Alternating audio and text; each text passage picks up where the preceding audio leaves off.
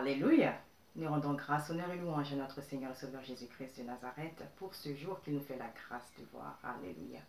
Bonjour bien-aimés. Alors par rapport à ce message que le Seigneur m'a mis à cœur, nous irons directement dans l'évangile de Matthieu chapitre 10 verset 16 où lui-même notre bien-aimé Seigneur dit ceci. Voici, je vous envoie comme des brebis au milieu des loups. Soyez donc prudents comme les serpents et simples comme les colombes. Mettez-vous en garde contre les hommes, car ils vous livreront aux tribunaux, et ils vous battront de verges dans leurs synagogues. Vous serez menés à cause de moi devant des gouverneurs et devant des rois, pour servir de témoignage à eux et aux païens. Alléluia. Alors bien-aimés, comprenez par ce message que de la même manière qu'il existera toujours des pauvres sur la surface de la terre, que les réseaux sociaux qui sont des outils de Satan, eux aussi existeront. Pourquoi ? Parce que tout simplement, comme cela est reporté dans 1 Corinthiens chapitre 1 verset 27, mais Dieu a choisi les choses folles du monde pour confondre les sages. Dieu a choisi les choses faibles du monde pour confondre les fortes. Et Dieu a choisi les choses viles du monde et celles qu'on méprise, celles qui ne sont point pour réduire à néant celles qui sont, afin que nulle chair ne se glorifie devant Dieu. Alors comprenez bien aimés en ce sens par rapport à ces deux versets qui ont été ainsi mis en avant, que justement le Seigneur, pour que son Esprit Saint prenne le dessus de la vie de tous ceux et celles qui disent croire en lui, il faut justement le laisser nettoyer notre intérieur et non pas nettoyer la coupe en surface.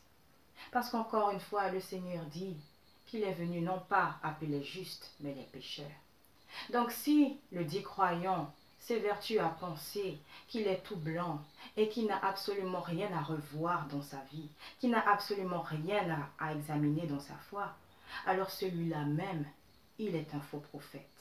Pourquoi? Parce qu'encore une fois, bien-aimés, bon nombre de dits croyants se basent sur leurs œuvres. Et en fait, ils ne savent pas, ou du moins, ils veulent faire taire le fait qu'ils se soient déjà détournés de la foi. Parce qu'encore une fois, bien-aimés, le Seigneur nous dit d'éprouver les esprits, afin que nous sachions quels esprits ou quel esprit se cache derrière nos interlocuteurs. Le Seigneur lui-même dit, bien-aimé, dans le livre de l'Apocalypse, au chapitre 3, verset 15, il dit ceci en s'adressant à l'église de Laodicée, qui est l'une des 7 églises dont il est question dans le livre de l'Apocalypse. Il dit ceci. Parce que votre foi n'est ni chaude ni bouillante, parce qu'elle est tiède, je vous vomirai de ma bouche. Parce que vous croyez que vous êtes riche, mais en vérité vous êtes pauvres, malheureux et nus.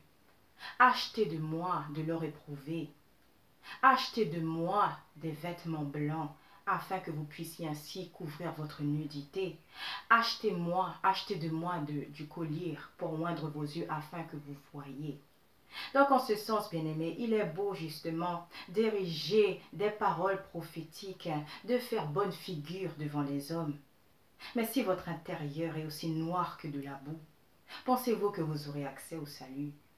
Pensez-vous que vous êtes et demeurez dans les faveurs de Dieu? C'est à cela qu'il faut penser. Parce que si vous continuez encore d'être aveuglés par les titres, ces titres terrestres qui, je vous le rappelle, sont éphémères, si vous continuez à être aveuglés par les richesses matérielles de ce monde, alors que le Seigneur lui-même nous dit de nous amasser des richesses qui sont éternelles, là où le voleur ne peut dérober, et là où justement la rouille ne peut nous atteindre, si vous ne vous évertuez pas à le faire, alors bien-aimés, vous êtes dans le faux. Vous servez Satan. Que cela vous plaise ou non, et que vous en ayez conscience ou pas. C'est pourquoi, bien-aimés, lorsque le Seigneur nous dit de vivre dans ce monde sans pour autant faire partie de ce monde, il veut aussi que nous utilisions les outils de Satan contre lui-même. Et si nous choisissons, si nous choisissons de partager les commérages, plutôt que de partager la bonne nouvelle pour atteindre toute personne dans le monde, que ce soit par les réseaux sociaux ou autres, alors, bien-aimés, nous nous sommes déjà détournés de la foi. Parce qu'encore une fois, bien-aimés, le Seigneur, c'est par cela qu'il nous teste.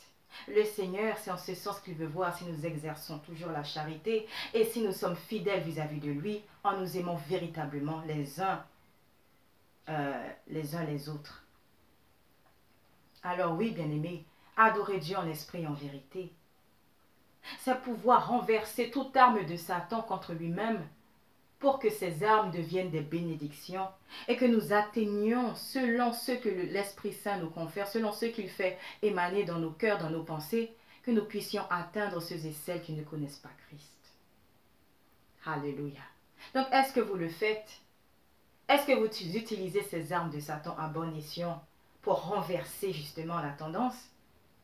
Ou est-ce que vous-même vous demeurez dans ces voies? Est-ce que vous-même justement vous n'êtes pas utilisé par Satan en promulguant justement les choses de ce monde, en alimentant ainsi votre chair? Parce que bien aimé, comprenez ceci, qu'un dit croyant peut être sur les réseaux sociaux, mais si au lieu de partager la bonne nouvelle, cette nouvelle qui est la même et qui sera toujours la même, que le royaume des cieux est proche et qu'il faille se repentir, changer de vie, si ce croyant ne véhicule pas ce message, parce que je vous le rappelle, Jésus-Christ est le même hier, aujourd'hui et pour l'éternité, alors lui-même n'est pas de Dieu. Il n'est pas animé de l'Esprit Saint, bien-aimé. Alors comprenez cela. Et que le Seigneur, par son esprit de discernement, de sagesse, de connaissance, de vérité et de révélation, puisse ainsi vous insuffler toutes choses dans le cœur. Alléluia. Et ainsi, bien-aimés, que tous ceux et celles qui seraient morts spirituellement, que tous ceux et celles qui seraient aveugles spirituellement, recouvrent la vue par sa grâce. Recevez ce message, bien-aimés. Restez bénis en Christ et surtout, mettez-le au centre de toutes choses dans vos vies. Que Dieu vous garde. À très bientôt par sa grâce.